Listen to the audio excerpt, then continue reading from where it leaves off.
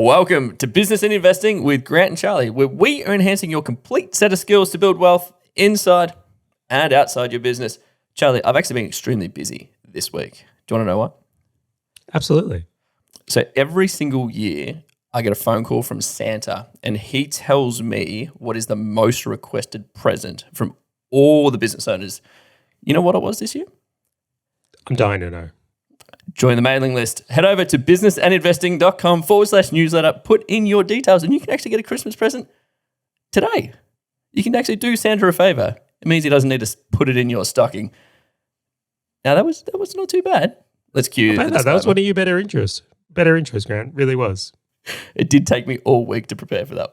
It's Charlie here from Business and Investing, and I need to let you know that Grant, myself, and the Business and Investing team are in no way, shape, or form qualified to give you personal or specific financial advice.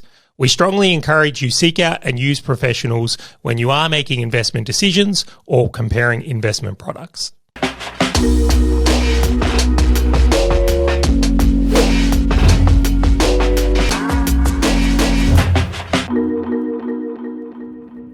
All right, today we've got a guest episode here with Toni Versic, and I'm particularly excited for this one because what I've noticed is that every year we get to this holiday season, and it's actually a rather large, we'll call it a time of turmoil for many business owners.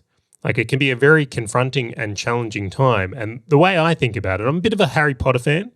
I grew up on them. You'll even see I've got my little Harry Potter mug here.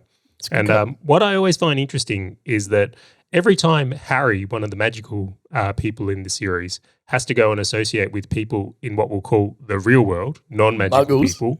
The Muggles, absolutely the Muggles. It's very challenging because he can't relate, right? He's got all these powers and can do all these things, and then he goes into the world where people don't operate on that paradigm, and it's frustrating for him. You know, he's got to play by a different set of rules and he's got to be this different person, and it's not necessarily the most enjoyable experience for him. Now, on my own front, I mean, I'm not even sure if I say this, probably some of my family members tune into this podcast occasionally, but I've got a routine joke I even lay down. It's that, you know, the holidays and Christmas are a great reminder on why I only see certain people once a year. So welcome to the show, Toni. It's an absolute pleasure to have you here because I know this is an area where, like, on a more personal front, you definitely specialize with working with business owners on that side of things. Mm-hmm. Before we get started, I know you've been on the show before, but can you please give everyone a quick reminder of who you are, what you do, and how you help business owners? Awesome. Thanks for having me, guys. So my name is Toni Versic. I'm the founder of the Empowered Man Movement, and we currently have 104 clients, all business owners, husbands, fathers. Very specific niche, although what we'll talk about today is specific to any business owner or high-performance human. And basically what we do for these guys is we help them grow their business and make money without sacrificing their health, their marriage, or their work-life balance. So in a nutshell, having it all in your health, wealth, and relationships, being successful in every area, which is challenging to do during the Christmas time because all you want to do is work and make that money and grow the business, and the rest of your family doesn't really get it. Do they? They're like, why can't you just have fun? You're like, this is fun. I don't want to sit around drinking eggnog. I want to grow my business. It's really fascinating in that way. Never call family members muggles, by the way. I've tried, and it does not go down well. Like, just put it out there. If anyone adopts Charlie's analogy, is like, yeah, my family's just a bunch of muggles because they're not business owners. Don't do it. Just keep that between business owners. We're the only ones that will understand. Yes, I agree. Still going to do it. I'm absolutely going to do it. Of course you are. You hit a point there, though, right? So, like, for many people who aren't in business, I'm just going to say, and this is a generalization, very generalized, is when they get to the holiday time, they've spent their whole year sacrificing, and their holidays is finally the moment where they get to be them. They go, totally. Finally, I get to have a break. And then they make the assumption that's you as well. Except as business owners, like, well, for myself, and I will speak for myself here, I do what I love. I'm not trying to take a break from anything. I'm actually slightly annoyed I have to take holidays because of the way the world functions. Like, ideally, let's just keep this party rolling. So you can see when we go into this environment, they're treating me like, hey, aren't you excited to have time off? And I'm like, you're the problem. If you didn't want to have time off, we could be doing more of my way. Yeah. So I feel in conflict all the time on this. So, Toni, I'd love to get your opinion on it here. Why do you think so many business owners struggle with the holiday season and even being present with family over the holiday season? There's a number of reasons. I think the first one is we feel like we should be doing more. It's this constant chase for more. It's like more money, more success, more growth, more clients. So a lot of us, myself included, when we get to that holiday season, we don't feel like we've accomplished enough. So we'd rather keep working and achieving than switching off. So we just do that. We work. We don't realize it's just a pattern, like driving. You know when you're driving and you don't look up for a while and you haven't crashed? It's just a subconscious program. Our program is to work. And it's not like we have an on and off switch. It's not like you can just turn it off. It's constantly on. So instead of just being able to switch off like our family does, for us, it takes a little bit longer. We've got to feel like we've accomplished something. We've got to really have a plan for January 1st, which most business owners don't have. They start their January 1st plan on January 1st, far too late. So we've got all this unresolved stuff, all these fires to put out, all these things we want to achieve. And everyone else is like, cool, let's just chill. You're like, excuse me? How can you possibly do that? Especially if you're driven and successful. Part of what makes you successful is this constant drive. Think about the word. You're driving, you're going from 0 to 100. And then we're expected to go from 100 to 0. And two types of ways you can do that. One, we do it. And all we do is just completely switch off, stop all our routines, drink, eat, get fat, and be merry. Or we struggle to switch off, and that's when the conflict begins to occur. Because then your wife or family think that you're being selfish. Ironically enough, we feel the same way about them because they're not honoring what we want. So it's this sort of like double-edged sword. You know you should switch off, you know that you should relax, but there's this part of you that doesn't want to. So you've got what you should do and what you want to do, and they're in conflict. Then you throw in family and parents and wife into the mix, and it's a recipe for disaster for a lot of guys and women. Yeah. How do you approach the holidays, Grant? Like, are you the type of guy that switches off, or are you like? Do you know what? Can I put a prediction out there? Right, I reckon you're like a secret workaholic. I reckon you take your laptop everywhere, and you're like, oh, guys, I just got to go to the bathroom, and you'll be like at the family lunch, and just like, and then you'll be in there just like emailing, you're doing some work, clicking off some tasks. Am I close? I'm totally a secret alcoholic. Like, I'm up at like 4 a.m., 4:30. Laptop out, coffee, just smashing out, reading a book, trying to just learn something. The challenge that I've got is I'm always half pregnant when it comes to like the holiday season. And I mean half pregnant in the sense that I try to get the family time in and the holidays in that, to your point, Tony, I'm supposed to do. But then I also try and get the business working because I actually thoroughly enjoy it.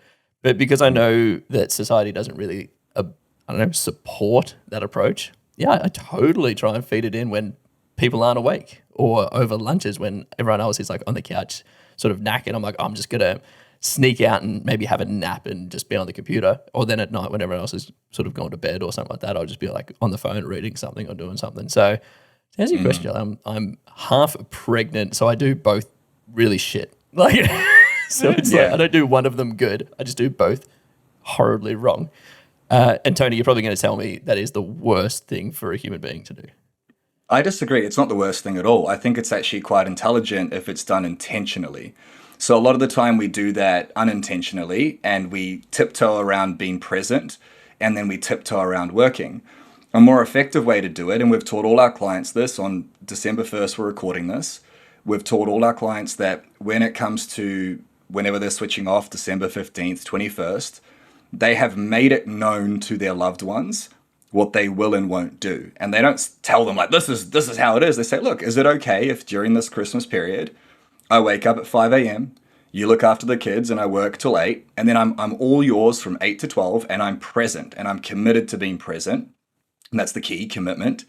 When you're present, you've got all 5 senses in the moment and you start thinking about work and you bring yourself back into the moment and you consciously choose to enjoy it. Because what's the point of having a business or being successful if you can't enjoy life and live in the moment? It's pretty hard to do sometimes. And then you've made it known that you're going to probably work during lunch when everyone else is watching Christmas movies. And you've made it known that the afternoon you're going to open presents. And then you've made it known that in the evening, after you've had dinner together, you'd like to do some emails or whatever. So if you can strategically plan these things, that's when it's a lot easier to get through. I think often as business owners, what we do is we're either all in and strategic or we do nothing and there's no strategy and it's just this chaos. So if you can create some order around what you just said and be fully pregnant in both areas, then it's a lot easier to meet everyone's needs, including your own. And a lot of the time as well, one thing we don't do is ask permission from the people we love.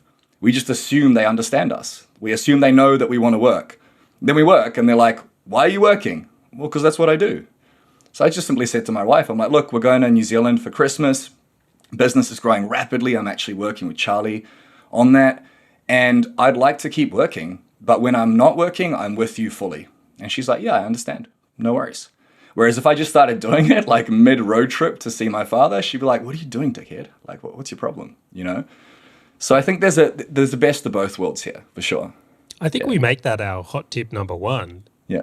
Have a game plan with your significant other. Like speak to those loved ones prior to Christmas coming up and before those like mind reader moments or those like expectations and assumptions have a chance to play out.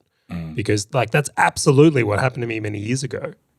One Christmas I had taken on a project, and I think we spoke about it on the last episode we did together. We did. Yeah, I left a Christmas lunch to go run some ads. Hint, hint, if you don't have the conversation like Toni is suggesting here, probably not going to be a good day. Probably. Yeah. And it's like it could have so easily been avoided if I'd have had that type of conversation before, but I just expected to be understood. Yes. So I really like that point around having a game plan with your loved ones or significant others on what the expectations are and finding a middle ground. Like you might actually ask them what they need of that time and then you can make sure you nail that so that in the case, I'll use me as the example, if let's say Bianca's got a really important thing around like opening the presents together. Well, I can put extra effort around that or adjust my schedule so that she gets the areas that are important to her. Like it doesn't have to be a zero-sum game. Everyone can have this really great experience. I loved, and I'm going to do hot tip number 2 here, the idea of having a plan for January. Yes. The idea of being progressed ahead so you're not coming into the end of the year into this void. And Yes. I'm gonna shift topics here a little bit because I'd love to know some thoughts around it.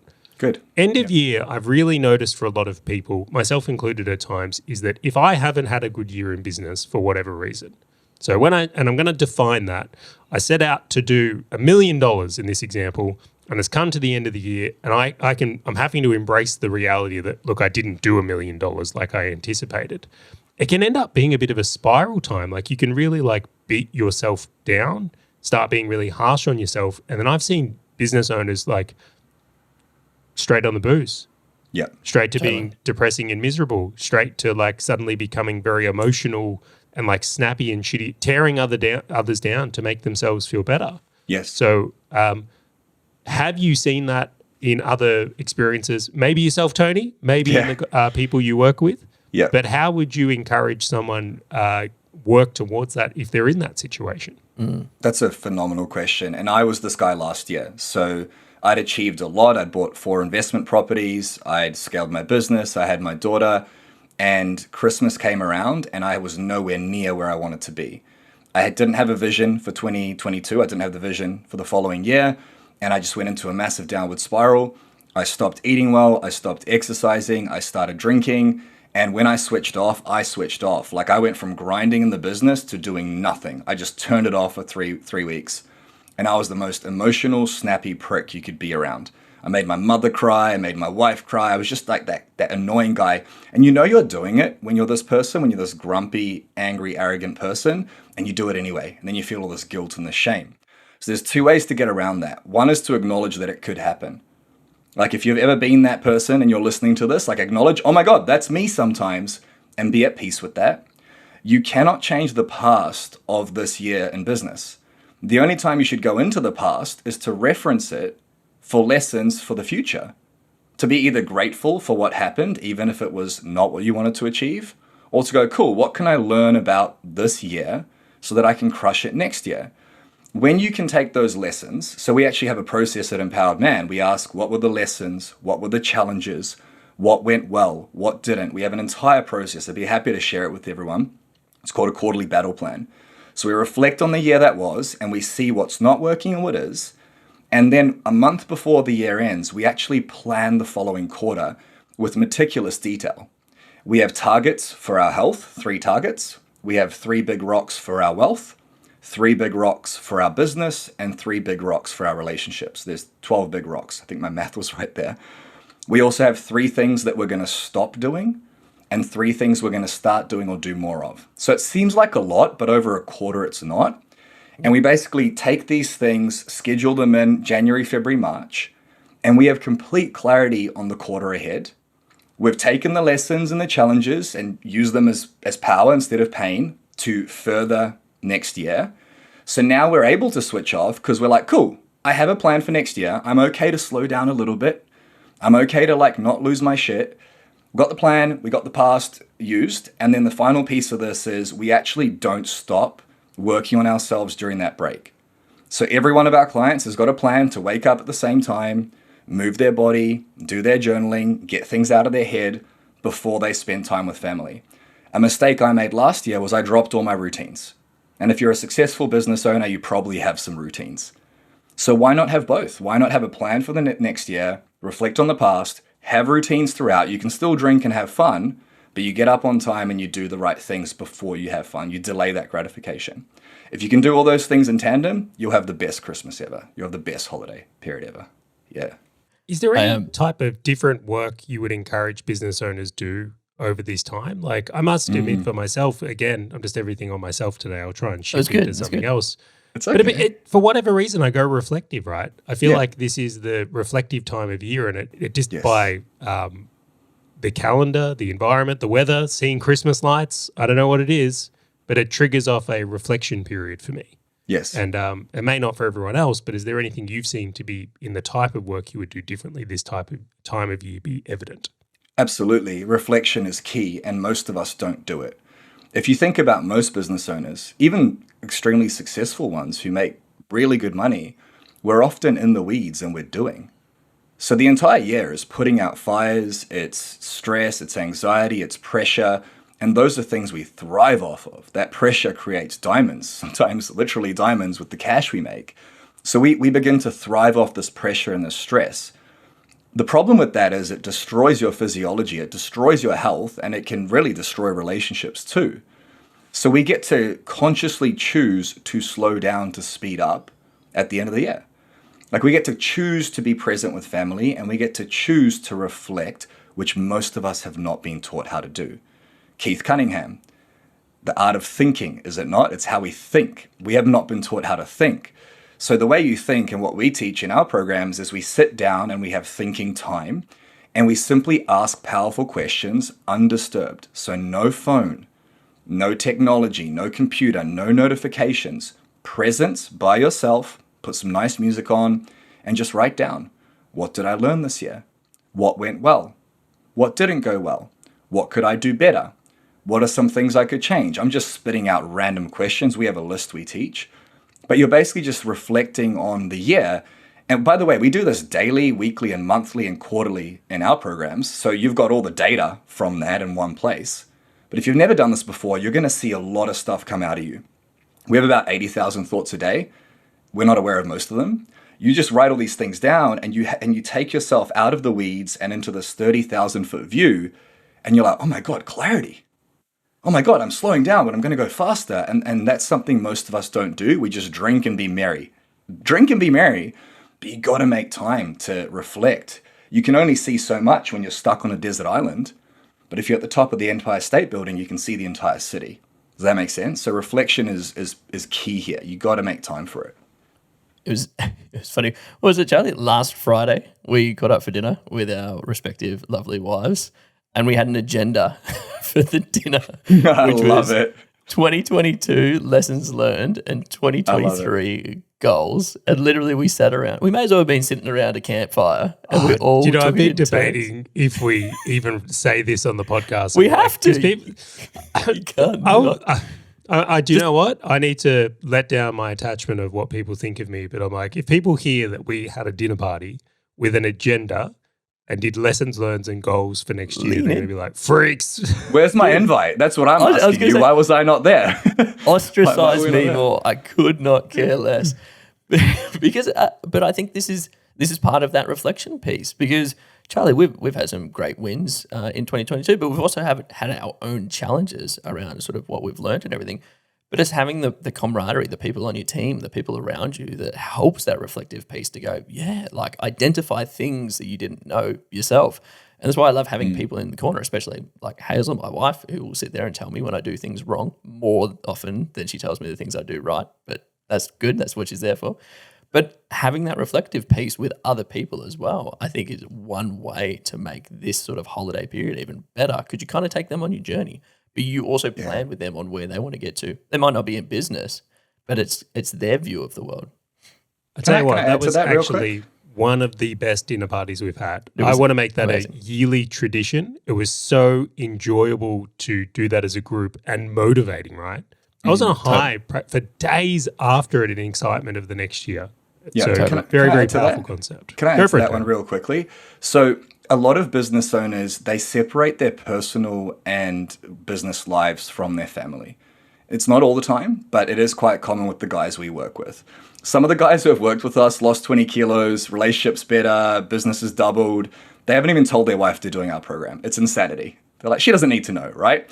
So I think it's really important to be able to have these conversations with your loved ones, but not force them. If you can, give your partner what she needs or he needs during that Christmas break, be present and just say, do you want to know about my year? Can I share some lessons with you? And open that doorway of conversation.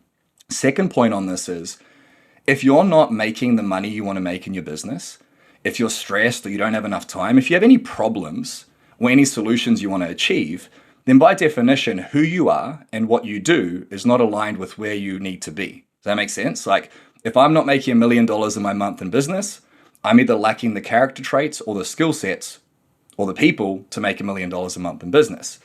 So that reflection period where you can share it with others or yourself is an opportunity for you to slow down, which most of us struggle with. We're like, how can we go slow? We're business owners.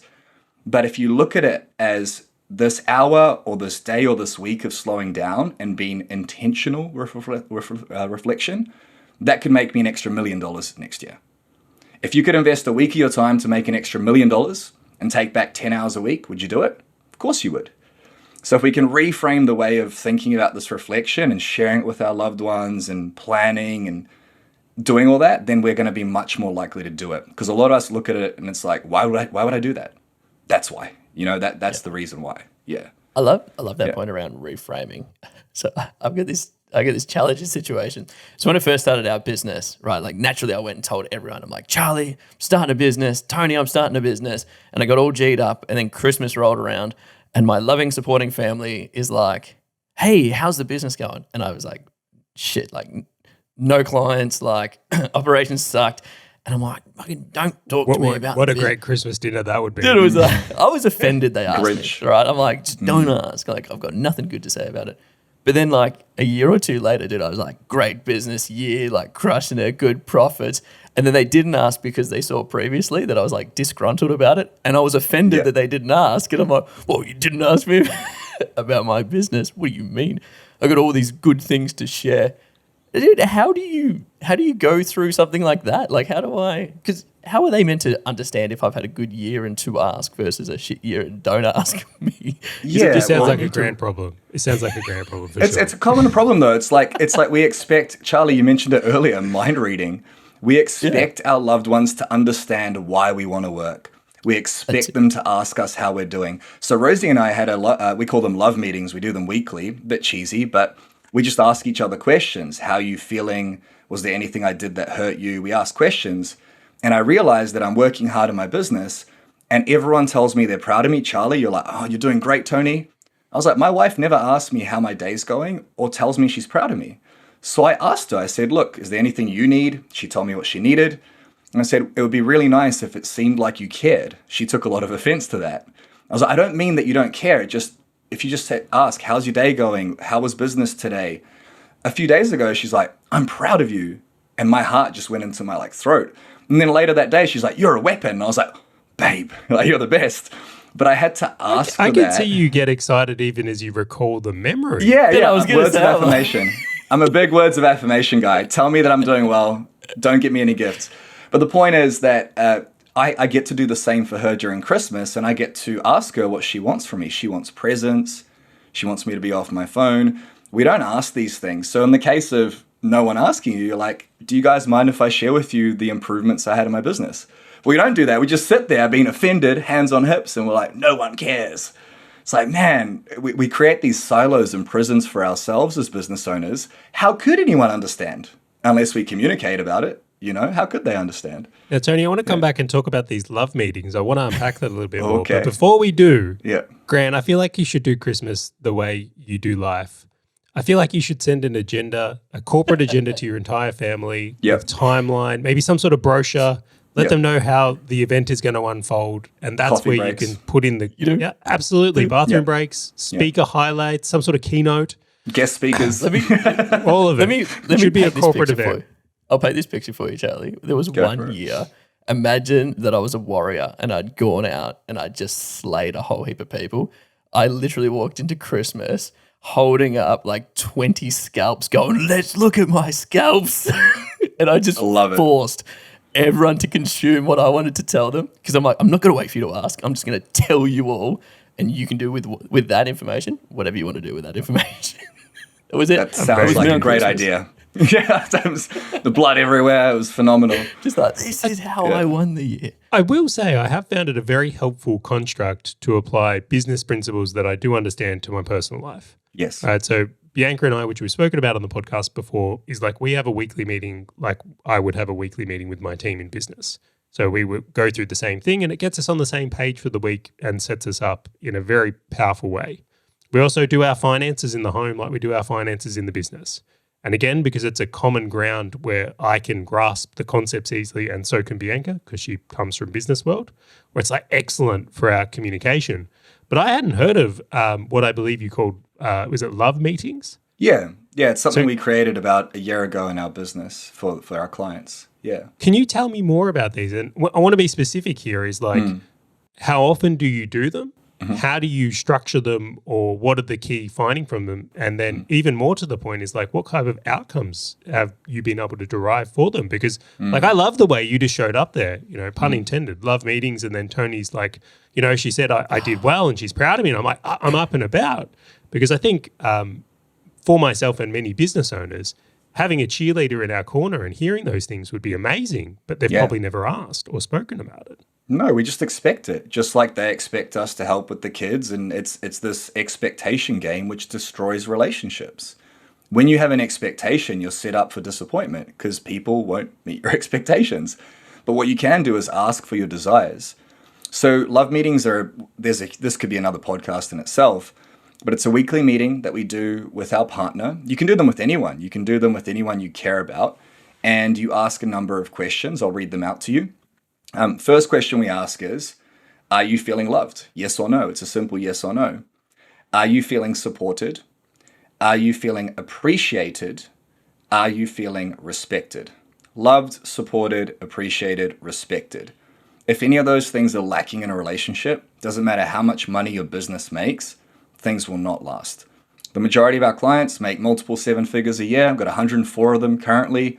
Most of them, their relationships are falling apart. So the reason they fall apart is because we don't get to know each other and we stop communicating. The extent of our communication is grunting, how's your day? Fine, sitting on opposite ends of the couch. And then Christmas comes along and you're supposed to be jolly and you're a grumpy prick, and that year's gone now. You have to start again. So are you feeling loved, appreciated, respected, and supported? And then on top of that is, how can I make you feel more of those things? Now, it's also really important to note, no one can make you feel anything. There's no puppet in your head. We can only influence people. It's a very important distinction. We actually added some new questions last week. Are you feeling secure in our relationship right now? And do you have examples of why/why not? Do you have any unresolved hurts or moments of disconnection that we should talk about? Often we get upset at each other and we don't say anything, and it builds up and festers. Have you ever gone through a business day after an argument and you're thinking about it all day and it's just building up and you just want it to be resolved? So do you have any unresolved hurts or moments of disconnection that we should talk about? Are you happy with our expressions of physical intimacy this week? What do you want more or less of? Intimacy is a big piece of a relationship. Some of our clients haven't had sex in 1, 2, 3 months. That's madness to me. Like, it's a very important part of a relationship. Are there moments this week that turned you away from vulnerability or transparency? How come, and how can we improve that? And in what ways can I show up for you this week that would let you know that I care? This process takes about 10 minutes both ways. So we ask those questions. I personally, and I get my clients to track it with that quarterly battle plan I talked about for planning the year. We have these targets and we track what was said in each meeting. So now we have data points. And the next week, if it hasn't been delivered upon, we can address why or why not. So it's quite methodical. And a lot of people are like, that's way too much work.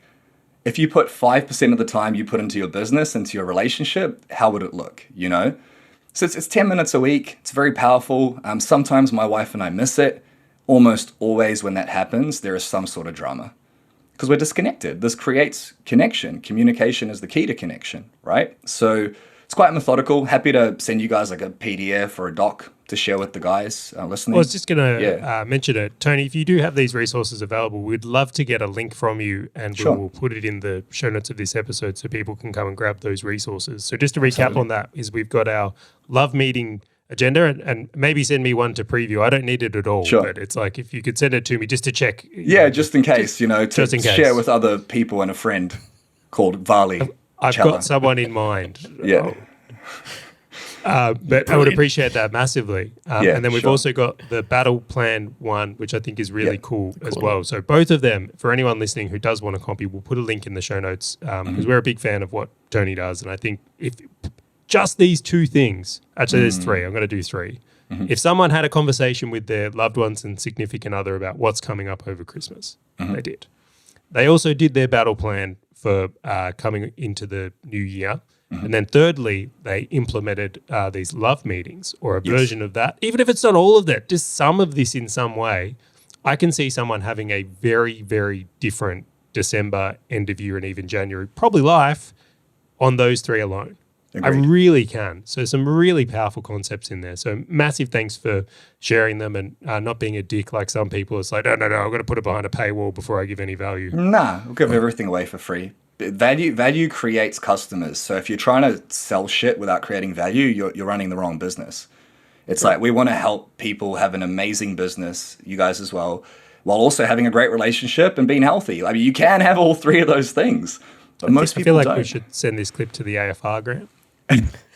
Just so we know. No, because that would be logical. Yeah, that would make sense, right? No pun intended.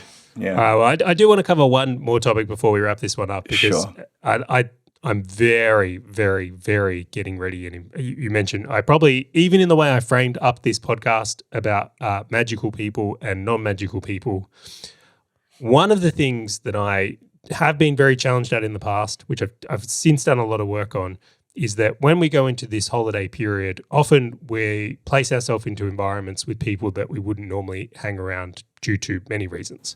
One of which in my case is I've got some negative Nancys in my family. Will really look at it. To every solution, they will find a problem. To every light, they will find a dark. And for many years, I have since found a way to appreciate and love them for who they are and all the things that come from it. But I used to really struggle with it. I would leave the room. We'd be talking about things we'd want to do in the following year. And I'll give you an example.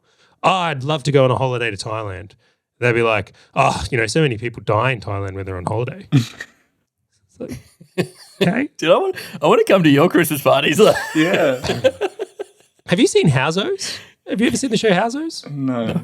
Have a little look at that. It's like, you know what I would consider some of my family catch-ups like. But anyway, moving on from that, for the people out there and the business owners that do have potentially challenging family members, friends of friends, or where they're going to be placed into environments where they're going to be people where their mindset, frame, everything may be compromised or challenged, I should really say. Mm-hmm.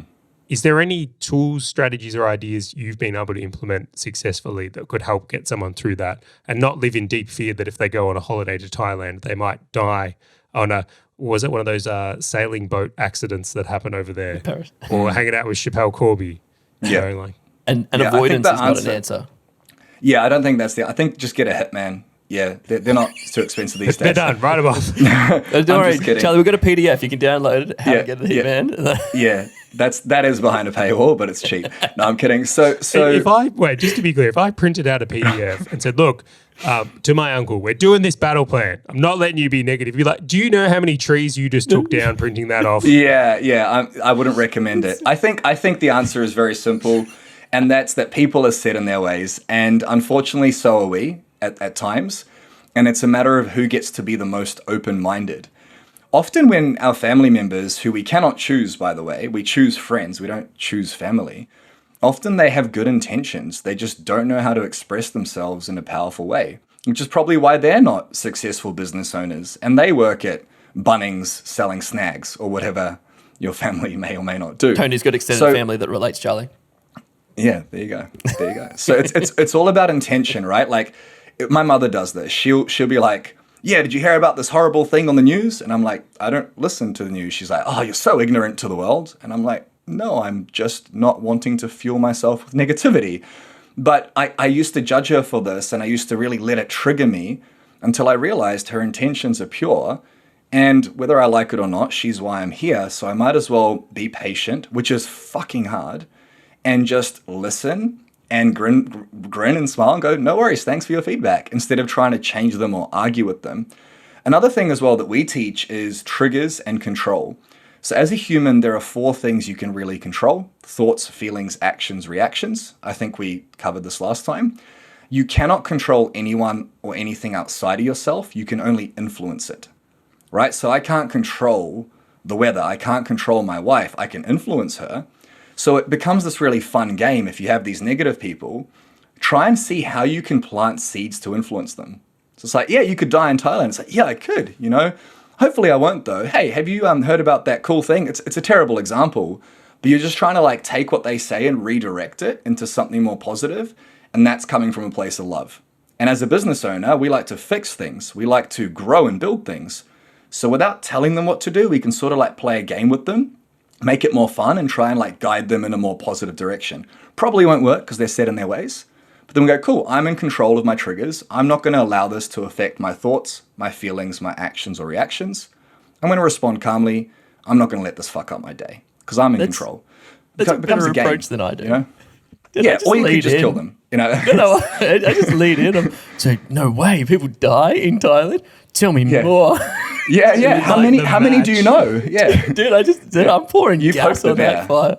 But what about Bali? I have to share this story. Right. So this is many years ago after a family event. I was like, I came to the conclusion, I'm like, if my loved ones just did some personal development, we could really have some very different experiences. So again, my intention to change people, not a great place to start. Just frame that right there.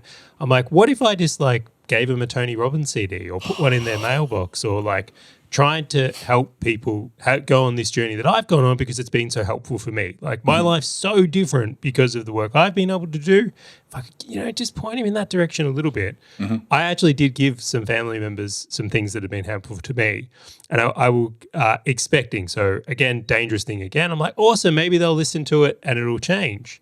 So first off, if you give someone a personal development CD, it's like giving a family member soap. It's like offensive. It's like, you think I need to work on myself? For others, they listen to it and then it's like they then thought I was crazy, right? So their interpretation of it was very different to mine. And then for the select 1 or 2, they were okay. But overall, what a terrible idea. And I look back and just laugh on myself of thinking that if I could just get my family to do some personal development work, that everything would change. Yeah, you have to be subtle. My mother's been in hospital like 10 times this year. She's relatively unhealthy. She's quite overweight. She doesn't look after her health. And I talked to her the other day and I said, have you started exercising? She's like, no. And in the past, I would have been like, are you serious? Like, get your shit together. Whereas now I'm like, cool, no worries, mum. When you're ready, you're ready. And it's like, you can't try and change someone. You can, but it's like running through a brick wall head first. It doesn't work too well. You might make it through, or you might be concussed. So you might as well just accept that and try and just support people from a place of love. and don't throw CDs at their head. You know what I mean? That doesn't work too well. Yeah. But you've learned that I think lesson. this sums up the time, right? I literally burnt the CDs, right? There was CD burners. Computers had CD drives at this point here. Not illegal at all. Yeah. No. Hey, Tony. The biggest insight I had from that experience, though, is like, to your point, is like the superpower is being able to change yourself. Yes. It's like if you're trying to externally change things, it's like it's just a game that cannot and should not even be attempted to be won. The real game is within us. Now I'm going to wrap this one up because I think this has been a really powerful and exciting episode and packed with value in itself. Thank you so much for coming on the show again, Tony. I know you're already one of our fan favorites. I received many messages after the last time you were on the show. So big thank you. So before we wrap it up though, where can people come and find more about you? I know you've got a podcast as well. We'd love to send them across. So give us the details. Yeah, two best places are the Empowered Man podcast. We're on YouTube, Anchor, Spotify, iTunes. We're everywhere. Just the Empowered Man podcast. Just Google it. And the other place is elitebusinessman.com, ELITE, businessman.com. We have an awesome 18-minute documentary there. And there's even a form below to apply for a call with our coaching team. It'll probably be with me personally. And we can sort of create a game plan for you on how you can have it all in health, wealth, and relationships. So yeah, those are the two best places. Awesome. Thank you once again. Awesome. And Grant, you did all right as well. Not bad. Yes. He did great. I want a participation ribbon. A little blue ribbon that says participant. That's all I want. Well, I'll tell you, my favorite part was your like closet workaholicism. That was my favorite part. And then runner-up was the intro. The intro was pretty good. So as a reminder, if you're not already, join the email list.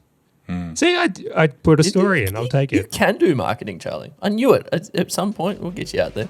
Head over to businessandinvesting.com/newsletter. That's what you forgot. Thank you very much, Tony, for joining us. And we catch you on the next episode of Business and Investing.